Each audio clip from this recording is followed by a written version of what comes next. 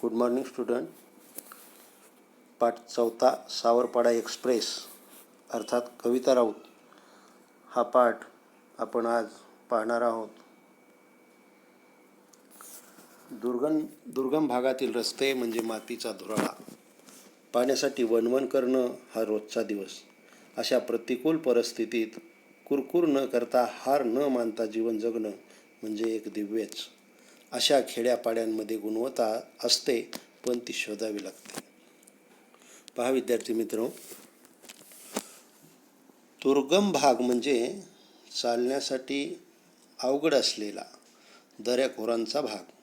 आणि दरे खोरे म्हणल्यानंतर तिथं चढ उतार डोंगर आला, तिथं मातीचा धुराळाच असणार, कारण तो दुर्गम भाग आहे. तिथं काय आपल्या शहरातल्या रस्त्यासारखे रस्ते नसतात. आणि त्या डोंगरामध्ये दऱ्याखोऱ्यामध्ये पाण्यासाठी दररोज वणवण करावी लागते. आणि हे दररोजचंच, एका दिवसाचं नाही. अशा वाईट परिस्थितीमध्ये कुरकुर न करता किंवा हार न मानता जीवन जगणं म्हणजे एक दिव्यच आहे, म्हणजे फार अवघड आहे. अशा खेड्यापाड्यामध्ये गुणवत्ता असते, पण ती शोधावी लागते. अशाच एका डोंगर दऱ्याने वेढलेल्या आदिवासी पाडा. आदिवासी म्हणजे एक जमात आहे आणि पाडा म्हणजे ते आदिवासी लोक राहत असलेलं वस्ती ठिकाण किंवा आपण वाडी म्हणतो. पाण्याच्या शोधासाठी तिथे मैलोनमैल भटकंती करावी लागे. त्याच आदिवासी पाड्यावर अनवाणी पायाने चालणारी, लाकूड फाटा गोळा करणारी एक मुलगी, तिनं राष्ट्रकुल आणि आशियाई क्रीडा स्पर्धेत भारताचा दबदबा निर्माण केला. अशा डोंगराने वेढलेल्या आदिवासी पाड्यावरची ही मुलगी आहे आणि ती कित्येक किलोमीटर पाण्यासाठी तिला भटकंती करावी लागते.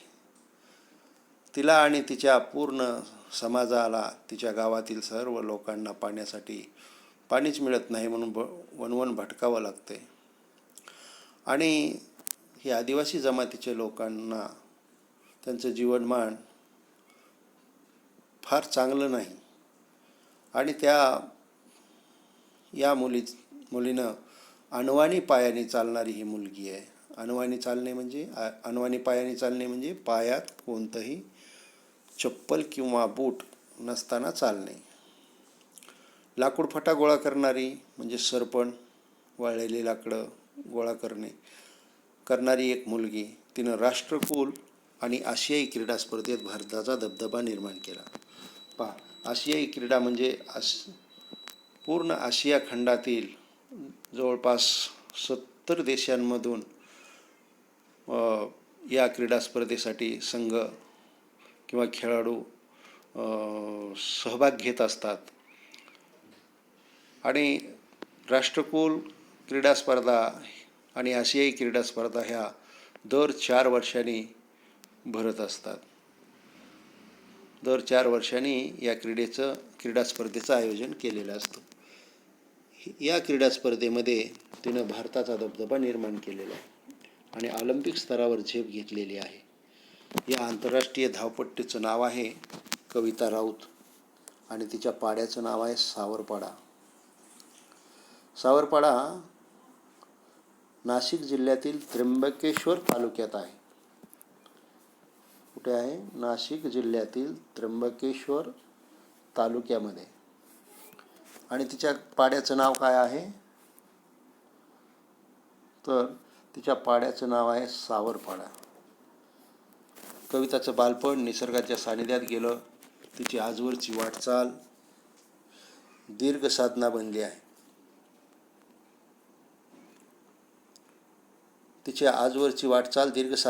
आहे. राष्ट्रकुल क्रीडा स्पर्धेत कांस्य आणि आशियाई क्रीडा स्पर्धेत रौप्य व कांस्य अशी पदकं कविताने पटकावली.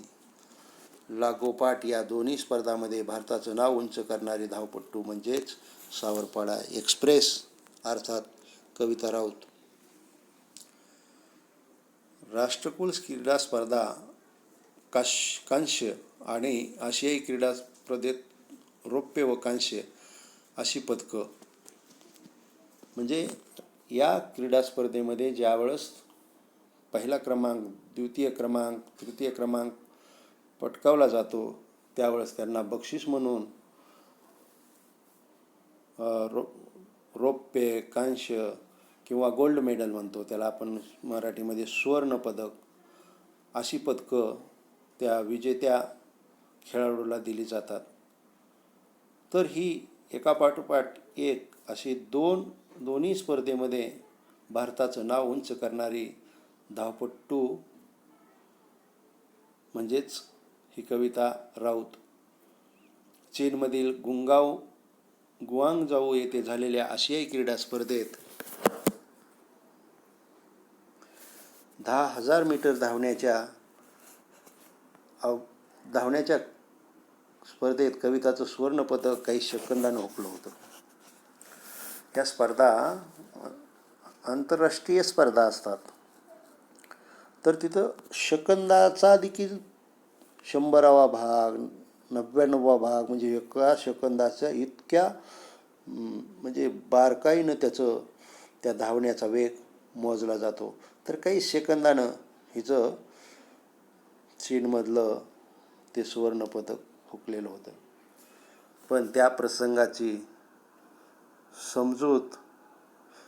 प्रसंगी कविताची समजूत तिच्या आईनं काढली.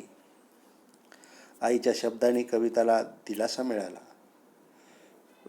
तिच्या आईने सांगितलं की बाळ, एक अपयश म्हणजे पूर्ण आपलं आयुष्यभर अपयशी असं नाही, तर अपयश ही यशाची पहिली पायरी असते आणि अपयशाला कधीच खचून जायचं नसतं. पुन्हा प्रयत्न कर आणि तू पुन्हा पहिली येशील. आपल्या महाराष्ट्राचे पोलीस कमिशनर विश्वास नांगरे पाटील नेहमी सांगत असतात की प्रयत्न करा आणि ही लहान मुलं जी ग्रामीण भागातली जी मुलं मुली आहेत त्यांना त्यांनी रानफुलं असं संबोधतात. रानफुलं येतो असं म्हणतात. गुणवत्ता असते, पण ती ग्रामीण भागातच गुणवत्ता आहे, पण ती शोधावी लागते. तसं ही रानफुलापैकीची एक ही कविता राऊत आहे. आईने सांगितलं की घाबरू नको, पुन्हा प्रयत्न कर, खचून जाऊ नको. अवघ्या 4थी शिकलेल्या आईच्या समंजस शब्दाने कविताला आजवर अनेक कठीण प्रसंगी आधार दिला. कष्टप्रद अनुभवामुळे कविताचे पाय कणखर बनले. कणखर म्हणजे मजबूत बनले. नाशिक जिल्हास्तरीय शालेय क्रीडा स्पर्धेत कविताने धावण्यात प्रथम क्रमांक मिळवला. कुठल्या जिल्ह्यामध्ये? नाशिक जिल्हास्तरीय स्पर्धेमध्ये तिचा प्रथम क्रमांक आला. पण कविताचे वेगळेपण तिचे वडील रामदास आणि आई सुमित्रा यांना फारशा तीव्रतेने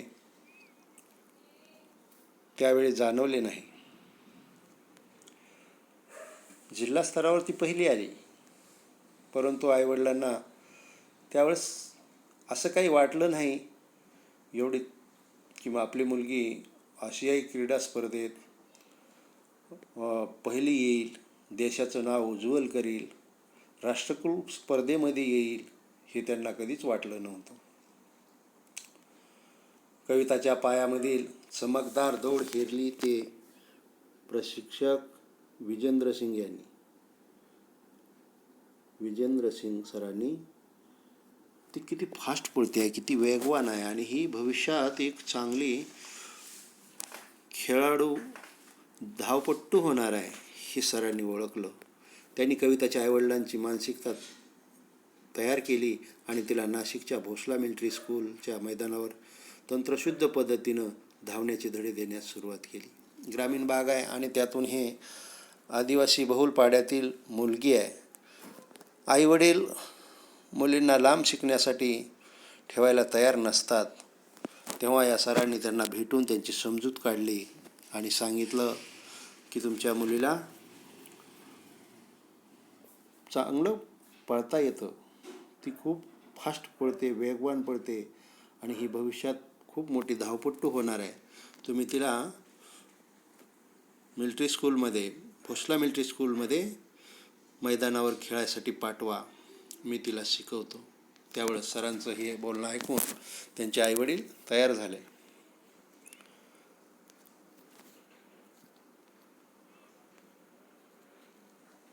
बूट घालून धावणं कविताला अवघड वाटायचं, कारण लहानपणापासून अनवाणी धावण्याचीच तिला सवय होती. तिने कधीच पायामध्ये बूट घालून धावण्याचा सराव केलेला नव्हता. आणि सरांनी ज्यावेळेस तंत्रशुद्ध पद्धतीने शिकवायला चालू केलं, पायात बूट असल्यानंतर ग्रीप बसते असं पाय आणि फास्ट पळायला मदत होते. ती सरांनी असं ज्यावेळेस टेक्निक शिकवायला चालू केलं, त्यावेळेस तिला ती बूट पायात घालून पळायचं कधी सवय नसल्यामुळं थोडं अवघड जात होतं. परंतु तिनं ते नियमित सराव करून तिचं पायात बूट घालण्याचा सराव केलेला आहे. हिऱ्याला पैलू पाडल्यावर त्याचं तेज अधिकच फैलावतं, तसं तिच्या बाबतीत झालं. गुजरातमधील गांधीनगर इथे झालेल्या राष्ट्रीय पातळीवरील शालेय स्पर्धेत धावण्यात रौप्य पदक मिळवून तिने यशाचा आरंभ केला. तिचं पहिलं यश कुठं? गुजरातमधील गांधीनगर इथं राष्ट्रीय पातळीवरच्या शालेय स्पर्धा होत्या. राष्ट्रीय पातळीवरच्या म्हणजे देश लेवलच्या, म्हणजे भारतातल्या पूर्ण शाळा कॉलेजचे विद्यार्थी तिथं धावण्यासाठी आलेले होते. आणि त्या पूर्ण भारत देशामध्ये तिनं धावण्यामध्ये रौप्य पदक मिळवून तिचं जी यशाची जी शृंखला आहे, जी मालिका आहे, त्याची सुरुवात तिनं इथून केलेली आहे.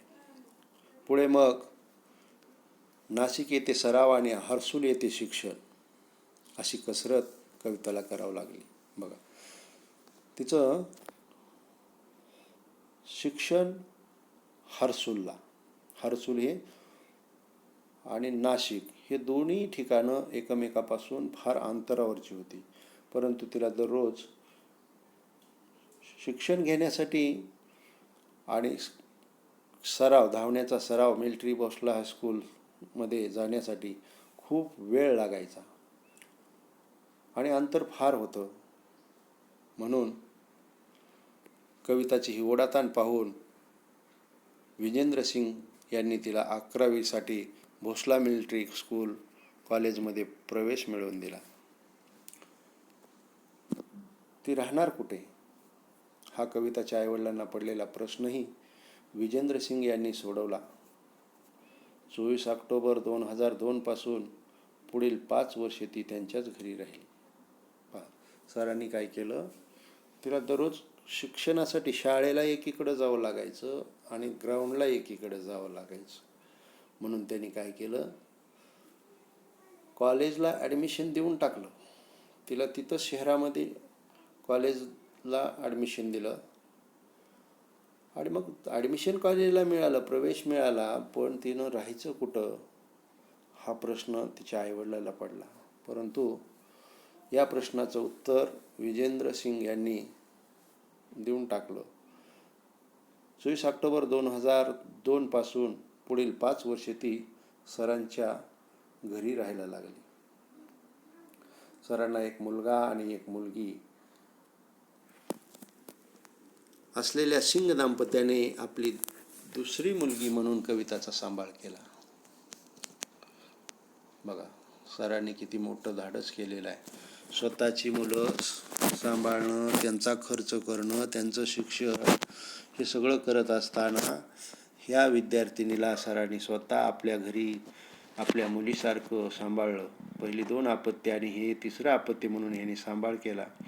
तिच्या धावण्याच्या गतीकडे विजेंद्र सिंग यांनी लक्ष पुरवलं आणि त्यांची प्रचिती म्हणजेच कविताचं यश यांनी लक्ष पुरवलं. त्याची प्रचिती म्हणजे ओळख. हे लक्ष पुरवल्याचं ओळख कशी झाली, तर हे कवितानं मिळवलेलं यश एकापाठोपाठ एक विक्रम तिच्या नावावर झळकू लागले. बघा, असे रेकॉर्ड तिने केले की एकानंतर एक असं प्रत्येक स्पर्धेमध्ये ती जिंकून पदक मिळवू लागली. कवितांच्या यशामुळं हर्सूल सावरपाडा या भागाची भागास नवी ओळख मिळाली. आज केवळ राऊत कुटुंबालाच कविताचा अभिमान वाटतो असं नाही, तर संपूर्ण हर्सूल परिसराची हीच भावना आहे. बघा, आपल्या परिसरातील मुलगी ही राष्ट्रीय पातळीवर प्रथम आली, यामुळं सगळ्या गावालाच तिचा अभिमान वाटू लागला. तिच्या कुटुंबाला तर वाटूच लागला. संपूर्ण हर्सूल परिसराला अभिमान वाटू लागला. नवी दिल्लीतील राष्ट्रकुल स्पर्धेत कविता जिंकल्याचं जाहीर होताच हर्सूल सावरपाडा इथं जणू काही दिवाळीच साजरी झाली होती. दिवाळी सण म्हणजे फार आनंदाचा सण असतो. आनंद झाल्यानंतर आपण फटाके फोडतो. तसं ज्यावेळेस नवी दिल्लीमध्ये राष्ट्रकुल स्पर्धा आयोजित केल्या होत्या आणि त्या स्पर्धेमध्ये या तांड्यावरची, या पाड्यावरची कविता राऊत ही मुलगी ज्यावेळेस तिथं प्रथम आली, त्यावेळेस या गावामध्ये काय दिवाळी साजरी केली, म्हणजेच फटाके फोडून आनंद साजरा करण्यात आला होता.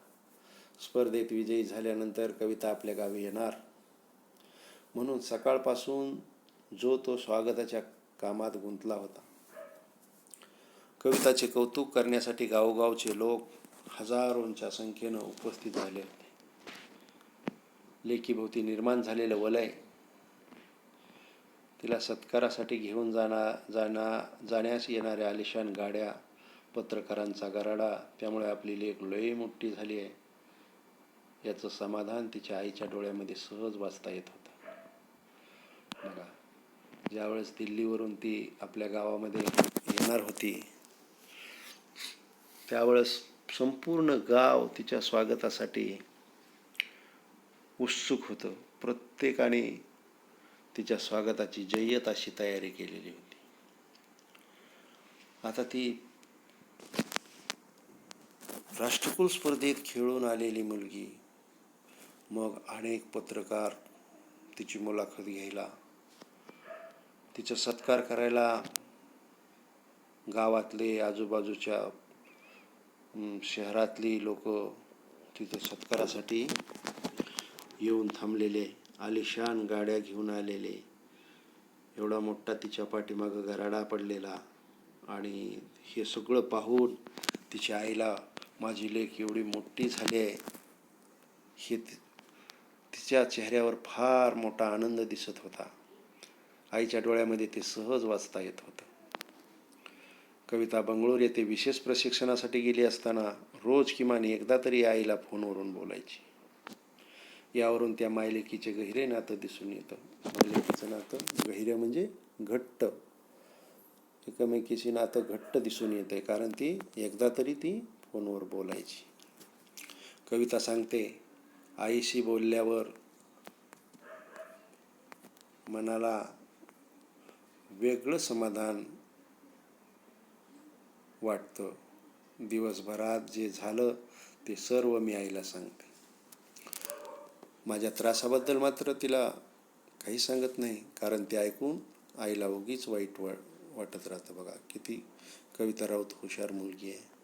जरी तिला खेळून, थकून, भागून जर त्रास झाला, खेळताना पडली, पायाला लागलं, असं काही जर त्रास झाला तर ती कधीच आईला सांगत नव्हती. कारण हे ऐकल्यानंतर प्रत्येकाच्या आईवडिलाला आपलं मूल जर त्याला काही त्रास असेल तर आपल्या आईवडिलाला आनंद वाटत नाही. म्हणून ते काही जरी त्रास झाला तर ती आईला कधीच सांगत नव्हती. कविता हळवी आहे. प्रसिद्धीच्या वलयानं तिच्या स्वभावात काही फरक पडलेला नाही. एवढी मोठी प्रसिद्धी मिळाली, देश पातळीवरती, राष्ट्रकुल स्पर्धेमध्ये तिनं धावपट्टू म्हणून नाव कमवलेलं आहे. परंतु तिला या प्रसिद्धीच्या मागं ती लागलेली नाही.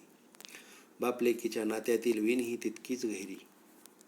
लहानपणी आपले बोट धरून चालणाऱ्या कविताच्या पायामध्ये मोठेपणी इतकं बळ येईल असं तिच्या वडिलांना कधी वाटलंच नव्हतं.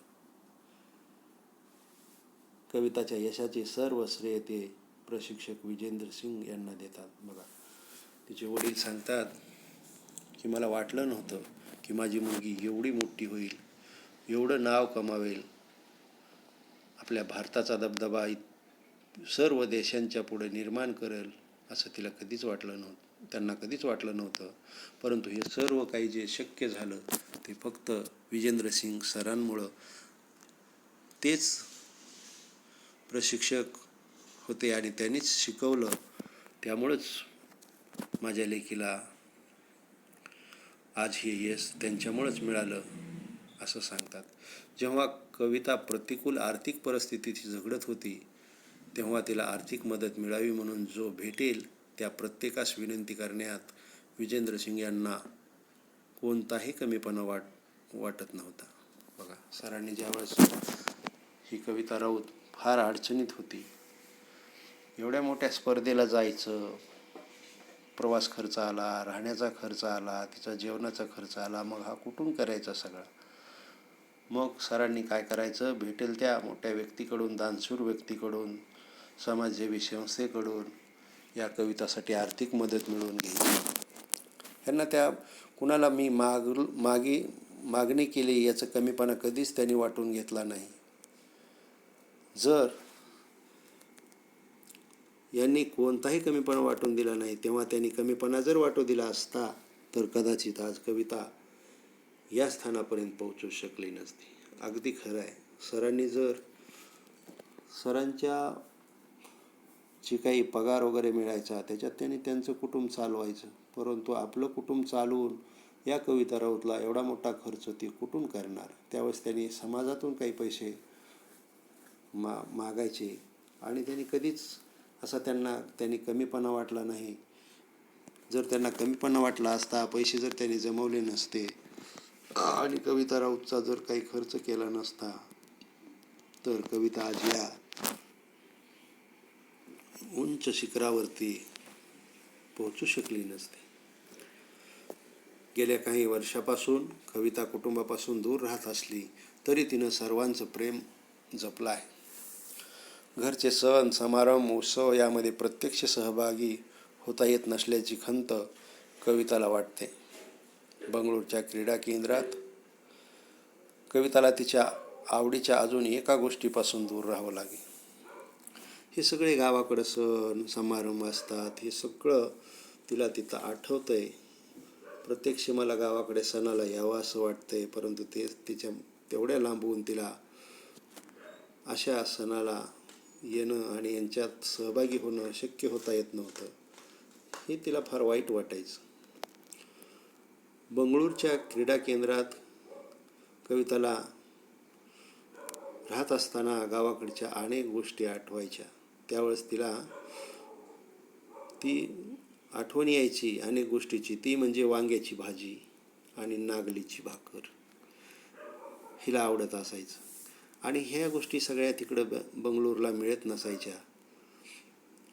वांग्याची भाजी आणि नागलीची भाकर. नागलीची भाकर म्हणजे नाचणीची भाकर. नाचणी एक ज्वारीचा प्रकार असतो. मोहरीसारखं लाल रंगाची बारीक बारीक ज्वारी असते ती. कवितामुळे सावरपाड्याचं नाव आज सर्वदूर पसरलं आहे. कविता तिथल्या मुलांमुलींसाठी आदर्श ठरली आहे.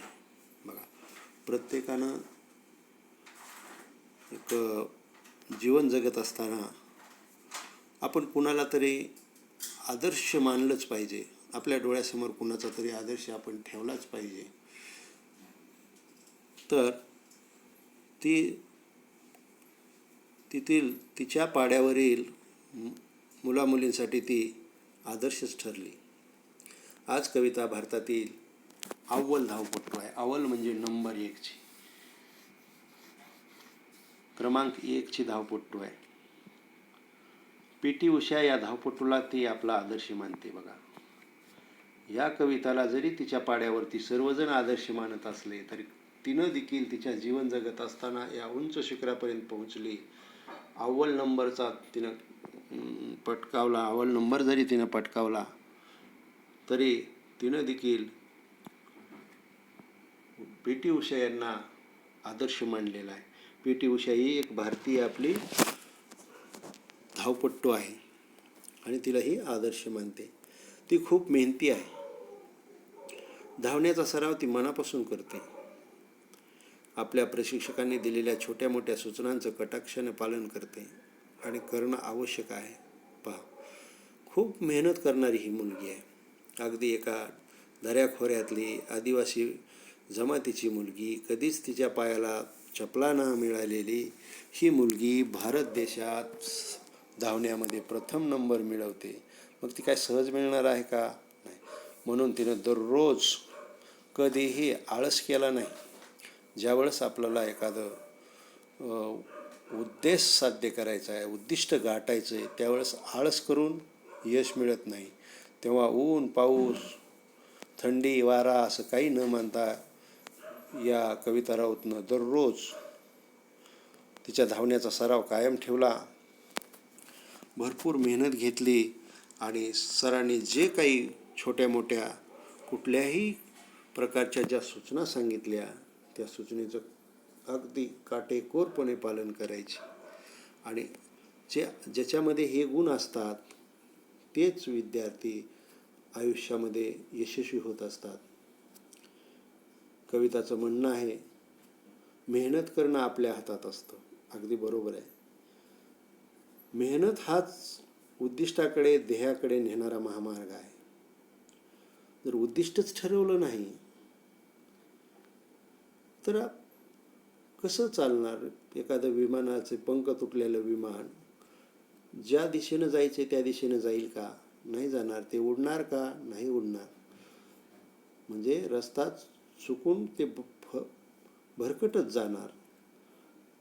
अशा प्रकारे मेहनत हेच उद्दिष्ट ठेवून ध्येयाकडे नेणारा महामार्ग आहे असं तिचं म्हणणं आहे. हा महामार्ग आपल्याला यशाकडे नेतो आणि आपलं जीवन आपणच घडवतो. हे दुसऱ्या कोणाच्या हातात नसतं. प्रयत्न करणं आपलं काम आहे. उद्दिष्ट ठरवायचं आणि ते उद्दिष्ट प्राप्त होण्यासाठी, उद्दिष्ट प्राप्त करून घेण्यासाठी अहोरात्र आपण मेहनत करायची. आणि ती मेहनत कशी करायची? सातत्यपूर्ण, खंड न पडू देता ते काम आपण करत राहायचं. कोणत्याही खेळाडूसाठी शारीरिक तसेच मानसिक तंदुरुस्ती महत्त्वाची असते. कविता सरावात कधीच कसूर करत नाही. बघा, खेळाडू असू द्या, विद्यार्थी असू द्या, शेतकरी असू द्या, प्रत्येकासाठी शारीरिक आणि मानसिक तंदुरुस्ती महत्त्वाची असतेच. हिनं कधीच कसूर खेळामध्ये केलेला नाही. कविताचे इतर झगमगाटी गोष्टीकडं लक्षही नसतं. खेळाचा सराव चालू असतानाच तिनं शिक्षणामध्ये खंड पडू दिला नाही. खेळामध्ये तर ती देश पातळीवरती अव्वल नंबर तिनं मिळवला, परंतु तिनं तिचं शिक्षण देखील बंद न ठेवता तिचं शिक्षण यशवंतराव चव्हाण महाराष्ट्र मुक्त विद्यापीठ, कुठं आहे हे मुक्त विद्यापीठ? नाशिक इथं आहे. आणि त्या विद्यापीठामध्ये तिनं तिचं शिक्षण पूर्ण केलेलं आहे. तिचा शिक्षणामध्ये खंड पडू दिलेला नाही. कविता ही तिच्या जीवन प्रवासाची नायिका आहे. तिचा जीवन प्रवास जे सुखी झाला तर हे तिनं तिच्या स्वकर्तृत्वावरती स्वकष्टानं ती यशस्वी झालेली आहे. स्वकष्टानं तिनं स्वतःच्या गावाचं नाव उज्ज्वल केलेलं आहे. वडिलाचं नाव उज्ज्वल केलेलं आहे. तिच्यामुळं तिच्या सरांचं नाव झालेलं आहे. तसे आपण सर्वांनी, कोण खेळाडू बना, कोण अभ्यासात नंबर 1 बना आणि अभ्यास करा, ध्येय ठेवा. हा मार्ग तुम्हाला यशाकडे घेऊन जाईल. प्रयत्न करत राहा, सातत्यानं अभ्यास करा, खेळ खेळा, म्हणजेच तुम्ही देखील या कविता राऊतपेक्षा कमी राहणार नाहीत. सर्वांनी शांततेत ऐकून घेतलात. धन्यवाद.